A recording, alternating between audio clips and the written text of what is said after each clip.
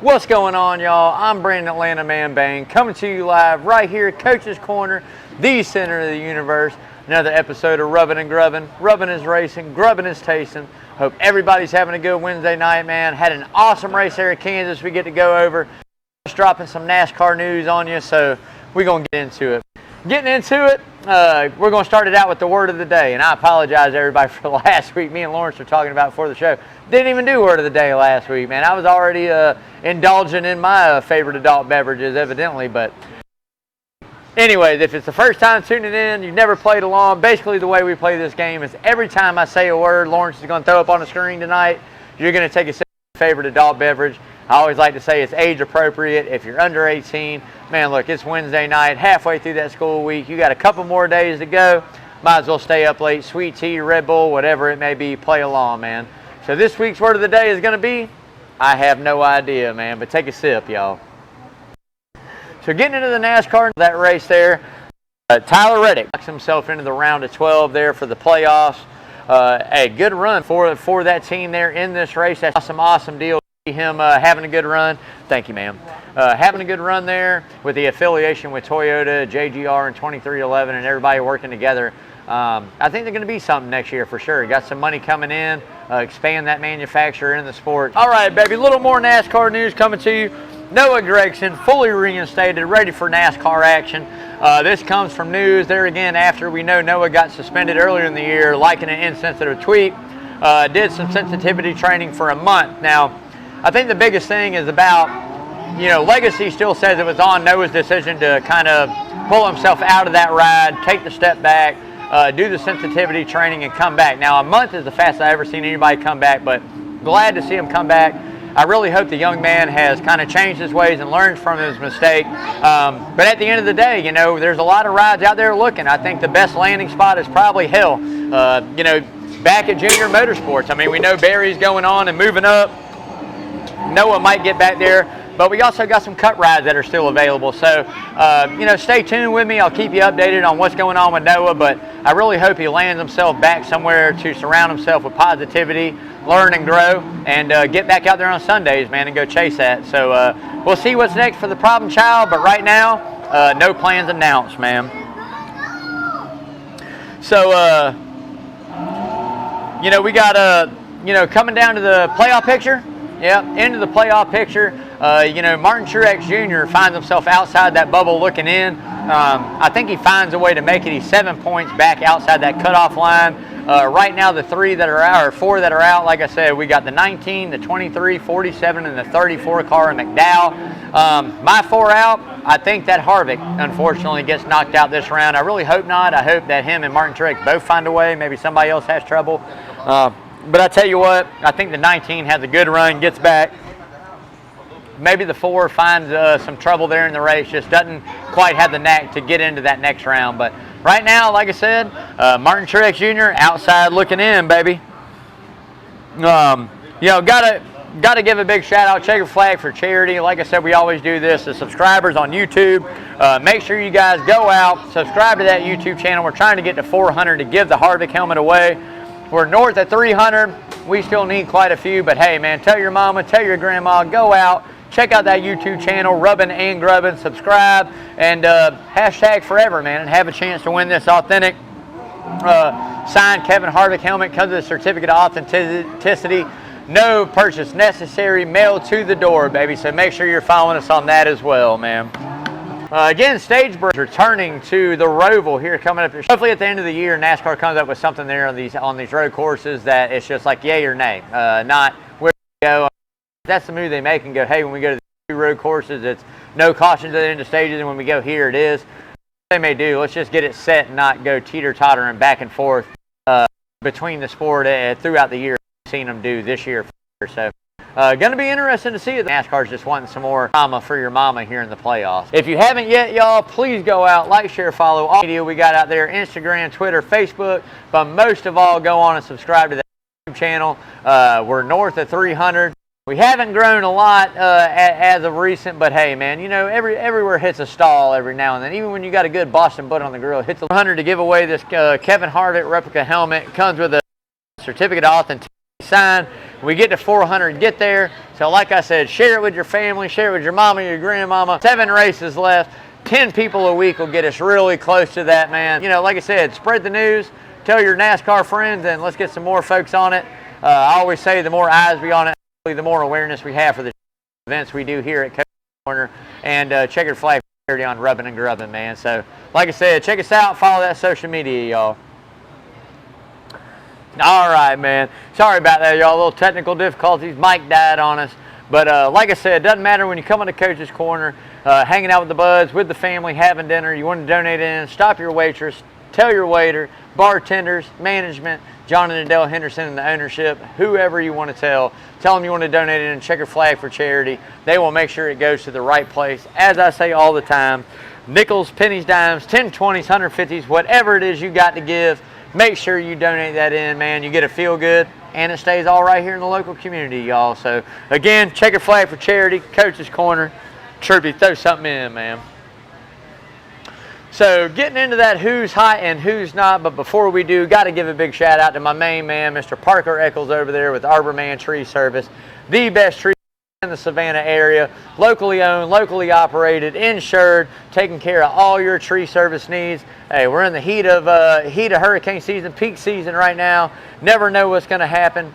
Make sure you give Arbor Man, Mr. Parker Eccles, a call over there. Have his team come out. Be more than happy to give you an estimate. Doesn't matter what it is. Cutting some branches back, full tree removal, stump grinding. If you just need that estimate, like I said, give Arbor Man Tree Service a call. You're going to see that number scrolling all night long on the screen. As I like to say, no job too big, too small. Give Parker a call, baby. Hey, love you, dude.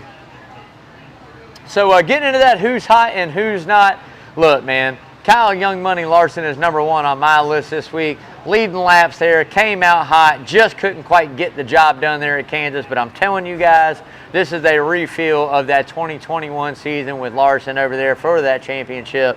I think that as long as they keep bringing those fast race cars, Cliff Daniels can make the changes on and off the track, so it really doesn't matter there. Best crew chief driver combination we've seen since Chad Knelson and Jimmy Johnson. So these guys got it locked in. They're fast every single week, every track. I don't expect them to falter one bit. So at the end of the day, I'll take Young Money number 1 on that hot list, baby. Number 2 for me, you got to go with Denny Hamlin, man. Look, if you're a fan or not, if you agree with him or not, at the end of the day, the 11 car is coming to its own right here in the playoffs. Saw a really strong run there again at Kansas. Coming into Bristol is really good as well. I think this is a guy you got to have circled on there. Made the championship for so many times. Can he get the monkey off his back and win that championship, man? We're going to see. I think they got a really good shot at it. I think you look at the tracks, not only at Bristol, but the next 3 tracks we go to, I think they fit right into Denny Hamlin's wheelhouse. At least 1 to 2 of those he's going to run good on. I think it's something that you got to expect the 11 to come out and bring the thunder. So we'll see how it goes. But right now, Denny Hamlin, number 2 on my list. 3, I think, is probably the biggest surprise for me out of the whole NASCAR season. And that's RFK Racing. That's a Ford over there for Lawrence. It ain't Penske that I'm sure he wants to throw up there, but RFK is doing big things, man. I tell you what, just a really, really good top 10 average finish on the year. When you look at organizational stats from last year into this year, I think they've jumped mountains. Multiple wins season. The 6 is yet to do it, but I tell you what, the 17's on fire. 1 here last year at this race. I expect big things not only this weekend, but through those playoffs. So one of those cars I feel like will definitely make it into the round of 8, possibly even contend for that final 4 spot. There again, we get into the later part of those playoffs, and you have some tracks where, you know, style tracks, and if not the track itself, where RFK had some really good runs in the year. So I look for the 6 and the 17 to make a good run. One of those into the round of 8, maybe even into the round of 4, which is surprising. I don't think there's many people out there, unless you're a diehard Keselowski or Buescher fan, that had the 17 or the 6 in the final 4, but it's definitely a possibility. Over the last couple months, the way the teams come on, handling their business, just really good pit stops, really good equipment getting off the truck, being able to adjust and keep up with the race. I expect big things out of them, man, so we'll keep an eye on them, and I'll keep you posted and see what they do. Getting into the who's hot or who's not, and I expect this to really change, but Kyle Busch is on the not list right now. And it's just he's been quiet. You know, he kind of got hot there for a minute, and you saw him with the 3 wins, and and kind of falling into it and having really good runs, just not quite leading laps and getting the finishes. But we've kind of went cold. And I tell you what, Bristol was the place that if anybody knows Kyle Busch's record at Bristol, you can easily take him and get a win there.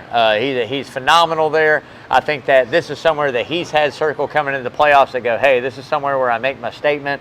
It wouldn't put one bit of inclement past me that this weekend that A-car go out and get a win, and if not contend and have a really strong run. So I don't expect him to stay on there long. I expect when we come in next week for him to either be talking about a win or making it into the round of 12 and having a really good solid position headed into those 3 races. But great season so far. Just right now a little cold, but I think he'll heat up as we get into a couple more racetracks that there again kind of fit his style, and Bristol is definitely one of those. So another big name, we saw him make a deep playoff run last year and make that Final Four, and that's Ross Chastain, man. When you look at it, just kind of quiet, really good run there at Kansas.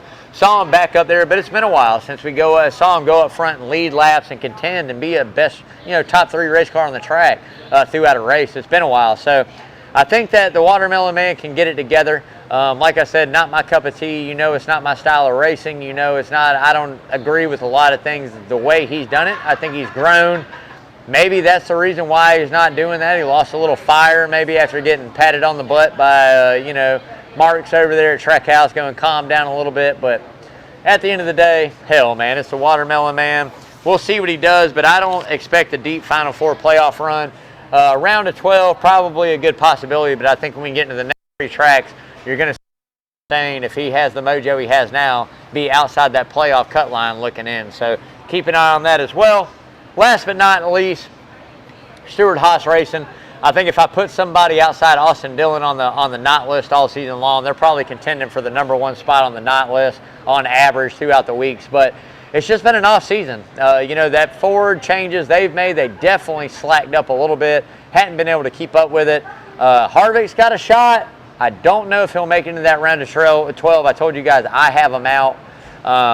But we'll see. You never know. Bristol's been good to Harvick a time or two as well.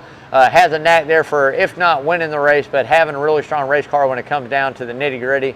I'm not going to count him out till he's out, but I just don't see him getting that in. An off-season for Stewart-Haas, and I hate it for the 4. I really hope that he wins a race before his retirement season is over with. But at the end of the day, if he doesn't, it's still been a hell of a career. And cheers to Kevin Harvick in that Ford car, y'all. So that's going to wrap it up for the who's hot and who's not. We're getting into that Kansas recap. And I tell you what, man, that was just a great race there from the land of Oz. Like I said, Tyler Reddick was able to conquer it and follow the yellow brick road and get that checkered. But like I said, 3 out of the last 4 wins have come with Toyota. I think Toyota's won 10 out of the last 16 now, or 10 out of the last 15 races at Kansas. But not to mention 2311's won 3 out of the last 4. 3 of them all coming with the 45 car number. And I'd love if anybody out there knows, and I haven't Googled it or looked it up, when the last time, if there's ever been a time, that 3 different drivers won in 3 car numbers in 3 different years. That's pretty amazing for me. And I think it was the same year that the 45 might have won that spring race there. I don't know. I don't recall. But at the end of the day, it's just an awesome 3 races, 3 different drivers in that car number between Kurt Busch, Bubba Wallace, and now Tyler Reddick. When was the last time that happened? I'd love to hear that. But awesome deal there. Love to see it for Tyler Reddick. I tell you what, when you talk about how many times Tyler Reddick has made a deep playoff run, I don't think Tyler Reddick's ever made it out of the round of 16, to be honest with you. He might have made the round of 12 once. Don't quote me on that, but maybe the round of 16. But love to see it for a young, talented race car driver to go out and really be able to showcase some skills on a 1.5 miles. Just speaks volumes on where 2311 is headed as well. And just with the young talent they have with Tyler Reddick behind the wheel of that 45, they got some big things coming, man. So keep an eye out on that 45. Maybe make a deep playoff run. Who knows? Kyle Larson looked to be the car to beat, and I had him here in our coach's game of skill, and it's really upsetting. I drew 1 and got to pick first, and I said it's going to be the 5 or 11. I rolled with the 5. He looked good, got caught up there late. Final restart there, just didn't have the mojo to gain the positions up there that he needed. But another good, strong run there for the 5 car. I think there again, coming into Bristol, somewhere we know he'll run good at as well. I look for them to rebound strong, maybe get a race win. They really need one. I feel like it's about time for the 5 to get a win. Don't know if it'll come at Bristol, but we'll see what they can do and see if they can get the job done, man. Next in line was Denny Hamlin, man. I tell you, there again, really good stage 1, leading in stage 2. Had the mishaps there and kind of fell off and got pinned up and had to come back through the field, very similar to Kyle Larson. Did a great job fighting his way and getting that track position back by flying up through the field. That late caution with Busher, I think, brought it out there with a few to go. Good pit stop, came out, 4 tires, just had nowhere to go. That restart, those restarts late like that are tough. Guys lay back. Just enough cars, I feel like they had 2 tires to kind of stall them up. But at the end of the day, made a really good run. Really good finish there, great momentum headed into that cutoff race at Bristol. So did what they needed to do to make the next round, and honestly, that's really what it's all about until we get to Phoenix there with those final 4 drivers. So good run for the JGR 11 car there with Denny Hamlin, man. Didn't go off without a little drama, though. I tell you what, Larson and Chase, my main man, the Bulldog, coming off on that final start there. Larson kind of got squeezed for room from the 6, moved up, kind of got into the 9. We get on the access road to go on the track, and the 9 kind of showed a little displeasure there. Maybe he was texting on the phone or looking at a gauge. I don't know what it was, but I don't think this is the last time you're going to see the 9 and the 5 get into it. I think it is a very friendly teammate rivalry that you will see go on for years to come. 2 of the best in the sport for the same guy, team ownership, and the best team for that manufacturer. Who's going to be the top dog? Who's going to be second best? Right now, Larson's got my boy. And I tell you what, I need Chase to get hot, baby, because 7 races to go. I got to win 4 out of these last 7 and not into, or 5, excuse me. I only got 2 more shots for Matt Harrington. Might as well come up here one Wednesday and get that $100 bill out of me. But I tell you what, it's been fun. And I really hope Chase goes off. And I really hate the fact of what happens this season. But learning curves, baby, as a young man, young NASCAR driver. You figured out what it is, you better put all your eggs in your basket if you want to be the best. So we'll see what he does next year, but at the end of the day, a little bit of drama there with teammates. They got it all squared up. I'm waiting for Bristol, baby. All in all, great race there again at Kansas. I tell you what, this has grown to be one of, if not the best next-gen racetrack we've seen out there. We got the new schedule coming up here, hopefully towards the end of the month, getting released. A lot of things are being talked about, how many road courses we go to, North Wilkesboro being a point race. Where do we go with Auto Club being closed down? Do we move some dates around on the schedule? Do we move some ahead? Do we move some back? Do we change it up? I'll tell you what, we're going to talk about this just a little bit more in the identity of NASCAR, but I know I'm glad Kansas has 2 races because they're 2 amazing races that you get to see that next gen come to life. So hoping they don't change that. I don't think they will. Viewership's had to have been good, but for right now, Yellow Brick Road and to Oz, I hope it stays right there at 2 dates, man. Great race. So getting into that Bristol preview, y'all. Night race Saturday night there at the last great Coliseum. It is time for the new gladiators to go to war. Going to be an awesome race, as I mentioned earlier. I'm pretty sure Chris Buescher won this one last fall. The world's fastest half mile. Who can tame it? Who can get that win to lock them into the playoffs? Or who can get a repetitive win again to keep somebody else out?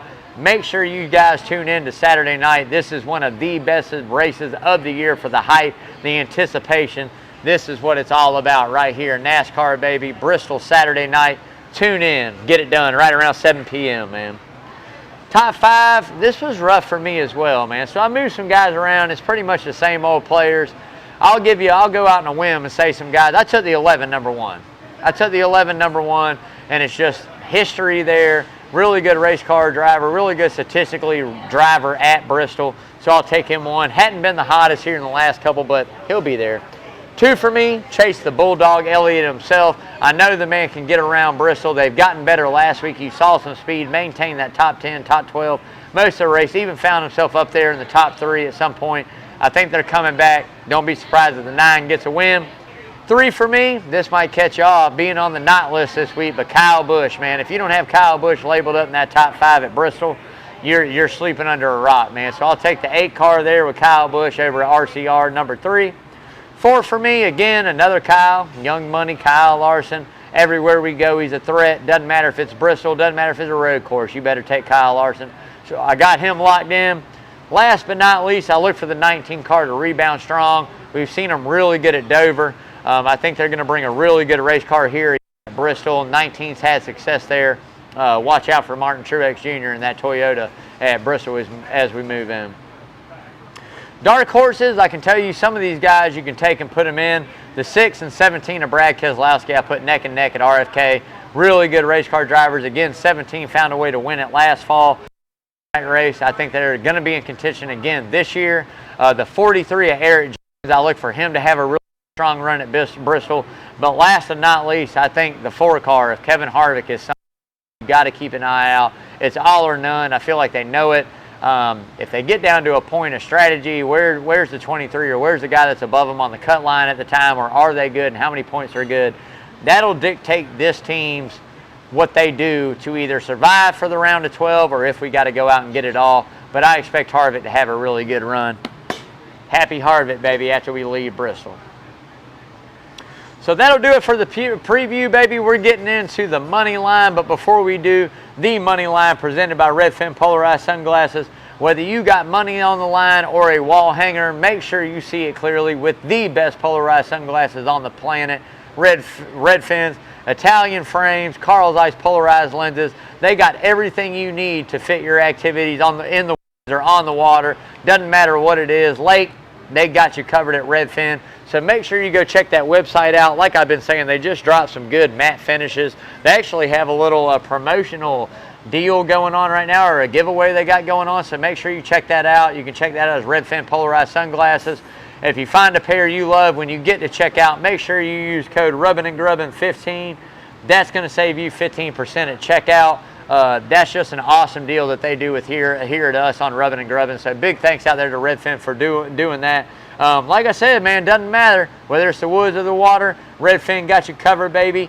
Don't get caught without the best polarized sunglasses on the planet. And as always, live life fins up. Fin polarized, baby. Going into the odds in that money line, look, we lost it all there at Kansas this last week. We were in the goods there till the very end. We had Elliott, we had Hamlin, we had freaking not Martin Truex, excuse me. We had Kyle Larson.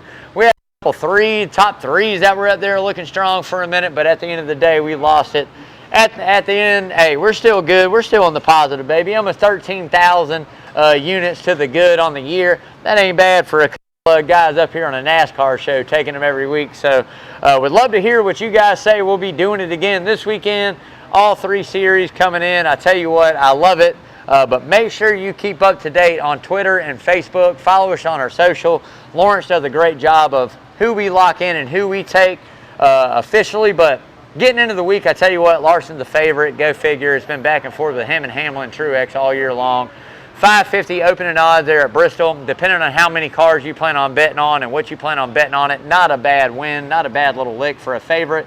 You got the 11 and 24 right behind it at 750. I think that Truex comes in right behind there. You got the likes of Elliott, Busch, Harvick, Logano. Those guys, yeah, those guys have all great odds coming in. Kyle Busch got great odds coming in, all plus 1,000 to plus 900, 1,200 through those guys. You can look a little bit deeper. The 17 of Buescher, a little deeper in the field. Amazing odds, definitely for a win. Won there last season. Got wins this year. If you're looking for a big money bet that's deeper in that field, I'll look at the 54, the 43, and the 47 of Ricky Stenhouse Jr. If not for a win, top 3 value. Those guys all come in at plus 4,000 odds. So the top 3 volumes got to be really good.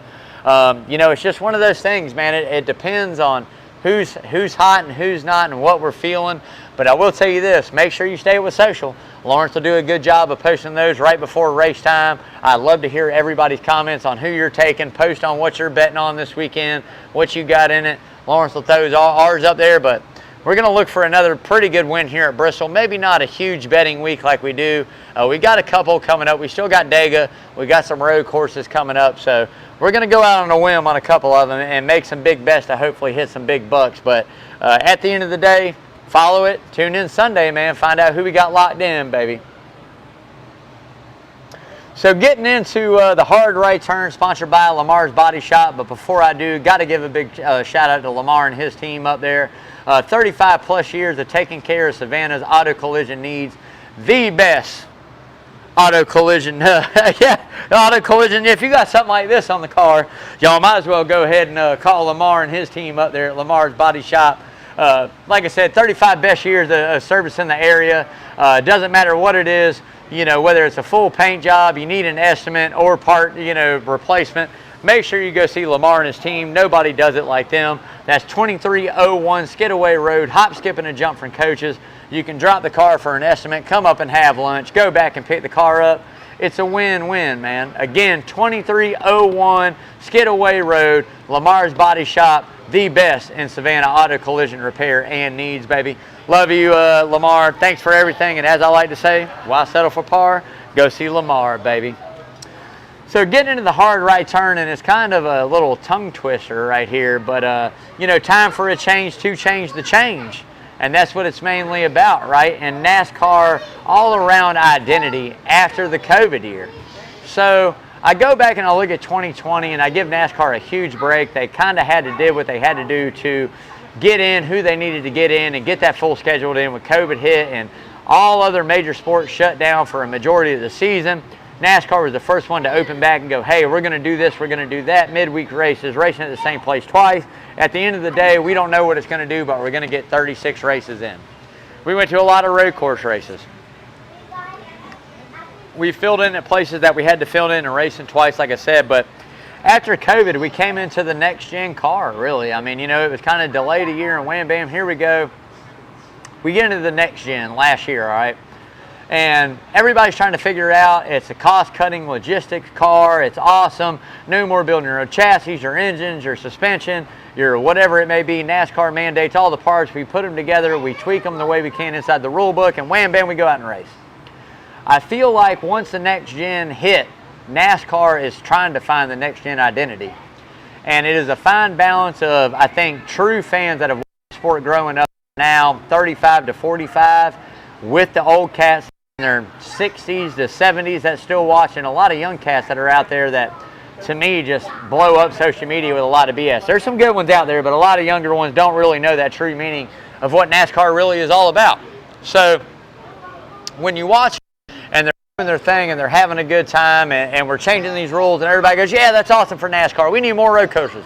So now we get them and you see the same fans going, oh, we need less of them. And, we're doing this and, do away with this track and move this and yada, yada. Look, man, I really hope that NASCAR can lock down an identity and the core demographic of fans and who you're going after on viewership-wise and who you're trying to bring to the racetrack, because kids are the key part.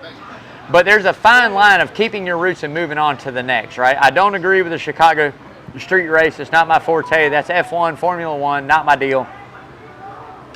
Too many road courses. Again, that is Formula One. We got to get away from the road courses. We've seen what the next-gen car is available and able to do on mile-and-a-half racetracks, and I think that's the bread and butter. And I think we lost that with that 6 car or whatever you want to call it there. Kentucky went away and yada yada. But I think we got to look at bringing some of this stuff back for a race here to fill in. We got Auto Club off the schedule next year, waiting on that schedule drop. We've got too many road courses we're going to take away, which open up dates for some of the tracks we have won, or whether it be going back to a track we raced at before. I think NASCAR really needs to sit down, get with marketing, get with the core, people, and go, what's our identity? How do we move forward over the next 3 years and get a true identity of NASCAR back? And I think that's just what we're lacking. We got good racing. We got really good young talented drivers. We got sponsorship and viewership growing over the last couple of years. It's time to find that identity. So NASCAR, I ask you guys, go out, find that identity, stand behind your guns, man, and just, don't tweak it too much, man. Go back and do what things that got you here, but just a little better. More interaction at the racetrack for the fans, better pricing, better seating, get the sponsorship involved, get the youth involved, make your moves, but all the crazy knickknacks of, do we do stage cautions, this and that, and changing week to week, and what do we do from here, and let's race this course backwards, and hey, I tell you what, we're going to race 100 laps turning left and at 100 laps turn right. Wouldn't surprise me to see some NASCAR in this age. So do away with all the gimmicks, just get back, baby, and good hardcore racing. So that's all I pray for. That's going to wrap it up for the rubbing part. We are on to the grubbing, y'all. And I tell you what, this has got to do with my dogs. My dogs are 2-0. Them Bammer fans out there, I tell you what, 1-1 after the Longhorns got them. But we plan on roasting those chickens up there in Columbia this weekend. So what a better way to kick it off Wednesday midweek with a chicken Philly, baby. This is a fried gang on a hoagie roll, onions, peppers. Coach's house chips. Can't wait for it. I'm going to spice this bad boy up. Little hot sauce, little mayonnaise, mozzarella, loaded up, man. So I'm going to give you a score prediction this weekend. I'm going to say Georgia, 48. Gamecocks nothing, baby. That's it. 48-0 going down, man. Washing them out, showing them what them dogs are. Time to set ourselves and go. Everybody wants Georgia. We don't want Bama no more. They already lost. They want Georgia, baby. Come on, go Dogs. All right. As always, got to give a big shout out to the shows. Got Coach Carl Damasi with Who's on First Base coming to you podcast. Stream it anywhere you stream your podcast. Every Tuesday, new episode dropping. Coach Damasi and Kyle Lawson, the baseball guru, keeping you up to date on who we're at, on clinching, where we're at for the races, as far as baseball goes, who's winning the division, who's coming away with home field advantage. They got everything you need every single Tuesday, Who's on First Base, so make sure you go out and stream that. Also live every Saturday morning right here in the Sound Garden at Coach's Corner is Coach Carl Damasi with Damasi Sports Report, keeping you up to date on everything prep sports in the area, that high school football, everything you got going down, on top of baseball, on top of college. Man, I can't wait to jump on with Coach here later on in the year. Usually right around Georgia-Florida, Georgia-Tennessee game. You'll see your Atlanta man on the sports report as well. But got to give a big shout out to Coach. Again, that's every Saturday morning in the Sound Garden, 9 until. You can also go check out Coach Carl Damasi on YouTube. Subscribe to that Prep Sport Report channel. Spread the love, baby. Coach, love you, man. That's going to wrap it up for us tonight. I'm sorry, y'all, I can't get enough of these chips. I'm hungry. I hope everybody's having a great Wednesday. Hey, I'm telling you like this, man. Love your family out there. Give them a big hug. Spend some time with them this weekend. Enjoy your time, man. I'm telling you, tomorrow's never given. Make sure you give them a hug, give them a kiss. As always, stay safe. Till next time, y'all. Boom. Wash your hands, y'all. Love y'all, man.